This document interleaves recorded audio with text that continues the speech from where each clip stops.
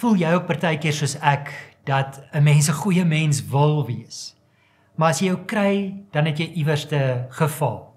En iewerste voel jy stel die Here teleur deur jou karakter of deur jou mens wees. Dan wil ek hierdie gebed vandag saam met jou bid.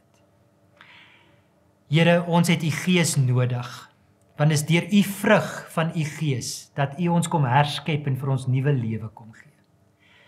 Here, ons het u so nodig, want in hierdie lewe lyk dit asof ons nie kan verander nie.